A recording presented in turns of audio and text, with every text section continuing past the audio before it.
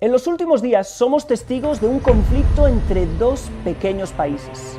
Pero a pesar de sus diminutos tamaños, despiertan sentimientos enormes en todo el mundo. Todo el mundo árabe está ahora levantado en contra de Israel y a favor de Palestina. Y si bien piensas que esto no tiene que ver de un conflicto entre árabes y judíos y que es solo en contra del sionismo, pues hay una leyenda que los judíos vivieron muy bien en tierras árabes, pues creo que debes revisar la historia. Remitámonos solo al siglo XX, donde en 1912, el 17 de abril, 51 judíos murieron en Marruecos por una revuelta en el momento que el sultán Mulay Abad al-Hafjat, no creo que lo haya pronunciado bien, firmó un polémico acuerdo con Francia. ¿Por qué mataron judíos? Pues no lo sé, pero parece que estaba más o menos accesible y lo hicieron. En 1941, el 1 de julio, empezó el famoso Parhud en Irak, un pogromo de árabes contra judíos donde murieron más de 200 judíos y miles fueron heridos por la multitud árabe musulmana, casas saqueadas y en llamas y mucho más. Como te dije, esto es solamente el siglo XX, hay mucho más. Ya en el año 622, después de la Era Común, 700 judíos de la tribu de Qurayza fueron decapitados por orden nada más y nada menos que de Muhammad, el profeta del Islam. Desde ese día los judíos no lo han tenido fácil en tierras musulmanas. Y abajo en la descripción te dejo un link de Wikipedia para que puedas ver los hechos históricos. Pero este no es un vídeo de historia, sino que en este vídeo vengo a contarte la raíz del conflicto y sobre todo el futuro. A contarte si hay esperanza o solución para este conflicto, y para esto debemos conocer la historia de dos personajes bíblicos, Isaac e Ismael. Isaac e Ismael son los dos hijos de Abraham, el padre de la fe monoteísta. Según el relato bíblico, Abraham estaba casado con Sara, quien era estéril, no podía tener hijos. Es por eso que Sara le pidió a su esposo allegarse a su sierva Agar, para que ésta le conciba descendencia. Así que Abraham tomó a Agar como su segunda esposa, de quien dio a luz a su primer hijo, Ishmael, en hebreo, o Ismael en español. Pero antes debemos saber que esta señora Agar no era solo una sierva. El relato bíblico nos cuenta que Dios le ordenó a Abraham ir a la tierra de Canaán.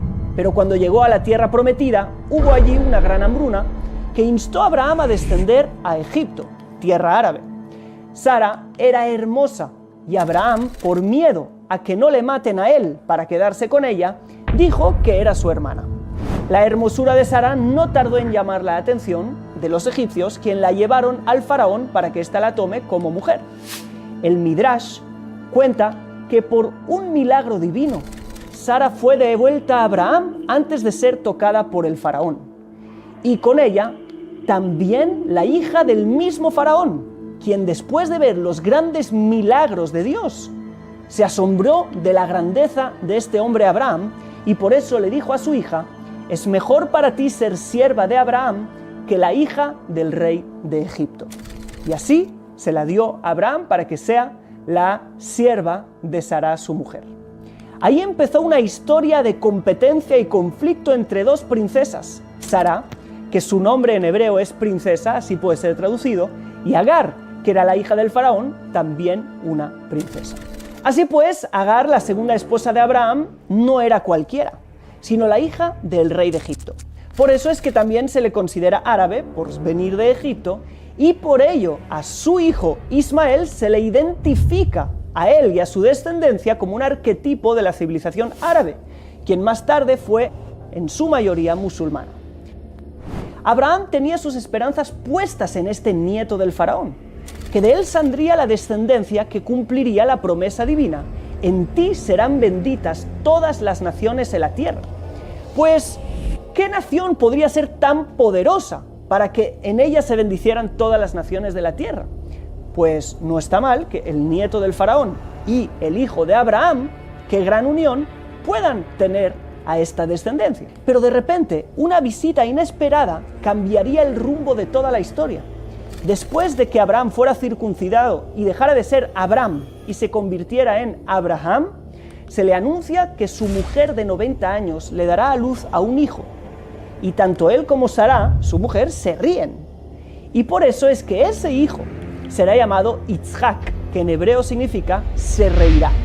Literalmente, Dios le dice a Abraham que todas las promesas que le había hecho, como en ti serán benditas todas las naciones de la tierra, se cumplirían con este segundo hijo. Pero como ya dijimos, Abraham ya tenía otros planes con Ismael. Así que la respuesta de Abraham a esta promesa divina nos sorprende. En vez de celebrar el nacimiento de un hijo con Sara, entiende que este hijo nuevo no será más sino que la competencia a aquel a quien ya tenía planes y había puesto su confianza. Y por eso es que Abraham le responde a Dios, Lu Ishmael hijiel lefaneja. Dios le anuncia esto y la respuesta no es, ok, gracias, bendiciones a Dios, sino, ojalá que Ismael viva delante de ti. Abraham no le terminó de agradar que Dios le prometiera un hijo aparte de Ismael. Abraham se empeñó en Ismael también, a lo que Dios le responde que aunque es cierto que la promesa divina será cumplida con Isaac, a Ismael también le espera un gran futuro. Ahora piénsalo bien, para Ismael, el hecho de que un hijo nuevo naciera no era para nada sencillo. Las leyes antiguas, por ejemplo en el Código de Hammurabi, cuenta que si una mujer es estéril y da a su sierva a su esposo para que ésta le dé descendencia, este hijo de la sierva va a ser el heredero. Pero si luego, por algún motivo, la estéril llegara a dar a luz, la primogenitura, la herencia, pasará a este segundo hijo, porque es el hijo de la mujer de verdad. Para Ismael, que ya tenía 13 años entonces y entendía bien todo lo que estaba pasando, el nacimiento de Yitzhak significaba perderlo todo, perder todo su futuro. Así que nació Yitzhak y creció junto a Ismael, y como te puedes imaginar, las cosas no tardaron en complicarse. El texto bíblico dice que Sara vio como el hijo de Agar, Metzahek. ¿Qué significa eso? Pues hay discusión, pero Rabbi Shimon Bar Yochai, el autor del Zohar, interpreta que Metzahek es literalmente que se reía. Cuando todos estaban felices por el nacimiento de Yitzhak, él se reía y decía, ¿no veis que yo soy el primogénito? ¿No veis que yo soy el heredero? ¿De qué os alegráis tanto? Es por eso que cuando Sara pide que la sierva e Ismael se vayan de su casa, le dice, expulsa a esa sierva y a su hijo, porque no heredará el hijo de esta sierva con mi hijo, con Yitzhak. Así que la pelea era, ¿quién es el heredero de la promesa de Abraham? Esto nos hace pensar que para Ismael la existencia de Yitzhak significa perderlo todo. Esto es muy diferente, por ejemplo, de la pelea que vendría en la siguiente generación por la primogenitura entre Jacob y Esaú, que por cierto representa, según la tradición judía, a Roma. Estos reconocen la existencia del uno del otro, pero discuten por quién merece más ser el primogénito. Nuestros sabios nos dicen, Maaseh Avot Siman Lavanim, es decir, las obras de los padres, ¿sí?, de los antiguos, los que están escritos en la Torá, son señales proféticas para los hijos. Entonces, tenemos que entender que todo lo que ocurrió allí nos va a ayudar a entender el conflicto que dura ya más de 1 milenio y todas las cosas que están pasando. Es interesante ver que tanto Jacob y Esaú, por ejemplo, tienen la misma madre. Si hemos dicho que Esaú representa a Roma, la religión que se expandió a partir de Roma es el cristianismo. Y los descendientes de Jacob son el judaísmo en el día de hoy. Y tanto el judaísmo como el cristianismo, tanto Jacob como Esaú, tienen la misma madre, es decir, salen del mismo lugar, tienen una misma base. Luego hay una discusión encima de esta base, pero las dos religiones y civilizaciones tienen una base común sobre la cual discutir en el peor de los casos o dialogar en el mejor de ellos. Las influencias de una religión con la otra, ¿sí?, hacia los dos bandos, es clarísima para el que es sincero y estudia las cosas de manera parcial. Sin embargo, el judaísmo y el islam no tienen conversación, nunca la han tenido. no tienen base conjunta. El Islam dice que los judíos cambiaron la Torá y por eso hubo necesidad de una nueva revelación, el Corán. Para ellos, quien fue sacrificado incluso por Abraham no fue Isaac su hijo, sino Ismael. Diferente del cristianismo, que en su mayoría dice, está bien lo que el judaísmo dijo, o lo que Israel dijeron, pero hay algo más que ellos se han perdido. El Islam dice, está mal. Ellos no pintan nada. Los libros de Israel no son sagrados ni inspirados. El pueblo ya no es escogido, sino quien crea en el Islam es el escogido y se terminó. Ellos o nosotros. Claro que no son así todas las ramas del Islam, pero eso lo veremos después. Pero esto, que se ha popularizado tanto, tiene raíz en la visión ya vista de Ismael, ¿sí? Que la misma existencia de Isaac me deja sin herencia. Si aceptamos la existencia de este, nos quedamos nosotros sin. El Islam ha conquistado durante la historia muchísima tierra. Puedes ver en el siguiente mapa, todos los lugares en verde son tierras mayormente pobladas por musulmanes o países directamente declarados musulmanes. Pero la existencia de un país de 7 millones de personas al lado de los 2.000 millones de musulmanes en todo el mundo despierta sentimientos muy profundos en el mundo musulmán. Y ahora entienden el porqué. En el subconsciente colectivo de algunas ramas del Islam, por herencia de Ismael, la existencia de los judíos es profundamente molesta.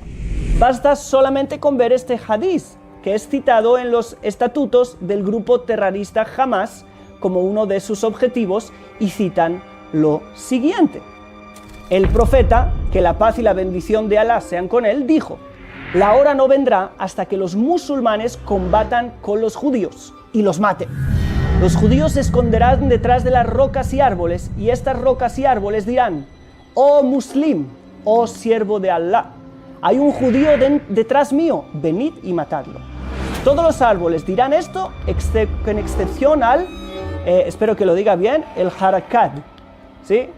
Ya que es un árbol de los judíos. Hace 10 años aproximadamente, un imán principal en Palestina, en un evento oficial de Fatah, ¿sí?, el gobierno que dice ser político y no religioso, citó esto después de ser invitado por alguien a hablar, que por cierto llamó a los judíos ahí descendientes de cerdos y monos. Él citó el hadiz y afirmó: los judíos lo saben, y por eso plantan miles de árboles Hardak en sus colonias. No es cierto, pero eso es lo que dijo. Pero no os preocupéis, hay esperanza. El texto bíblico, luego de este episodio de conflicto, nos sorprende con un versículo que dice: Vaikberu oto Yitzhak ve Ishmael banav el meharat hamachpelah. Es decir, y lo enterraron a él, Yitzhak e Ismael, en la cueva de Machpelah. Vemos que Ismael regresa para enterrar a Abraham y acepta el orden, primero Yitzhak y luego Ismael. Y eso también es señal que, según nuestra tradición, el pueblo musulmán rectificará su relación con Yitzhak en los últimos tiempos. Y nuestra esperanza son esas ramas del Islam que a día de hoy están dispuestas a entender que tenemos un mismo padre, Abraham, y que están dispuestos a darle valor a la tradición en la cual se inspiraron ellos para fundar su religión, para entender el valor y la luz que el pueblo de Israel tienen para darle al mundo y a establecer la conversación de nuevo de unos con otros y rectificar esa separación que hubo entre Yitzhak e Ismael en vida, para terminar juntos enterrando a Abraham, aceptando que tenemos un mismo padre. Y lo mismo de nuestro lado, que empecemos a aceptar que también otras religiones tienen un gran valor a nivel histórico, aunque no sean parte de la nuestra. Aprendamos, por ejemplo, de las ramas místicas, los sufíes y los cabalistas, que tuvieron la oportunidad de entender cuánto hay en común y que las diferencias forman parte también de un plan divino. Esas ramas existen, pero como todo, en día de hoy, las voces de los extremistas de ambos lados son las que toman las portadas de la prensa polarizadora y tienen protagonismo. Así que esperamos pronto la reunión de Isaac e Ismael, quien a pesar de todo fue amado por Abraham, porque éste entendió proféticamente que estos tenían un papel para expandir su fe monoteísta en el mundo y al final reconocer también que en Isaac te será dada descendencia. Esperemos que esta conversación se establezca a día de hoy, porque parece ser que el ir un poquito más allá y ver las cosas de una manera más espiritual es nuestra única esperanza, porque a nivel político y siguiendo agarrados a extremismos no vamos a ningún lugar. Esta ha sido la historia profética de Isaac e Ismael y cómo nos afecta hasta el día de hoy. Si te ha gustado el video, déjame like. Obviamente que tienes mucho que opinar y que decir, déjamelo en los comentarios y nos estaremos viendo en el próximo video. Si no estás suscrito a este canal y quieres más contenido como este, puedes hacerlo en el botón de suscripción y activando la campanita para que te avisen de más contenido. Y si quieres ver otro video muy interesante, te lo dejo por aquí. Shalom.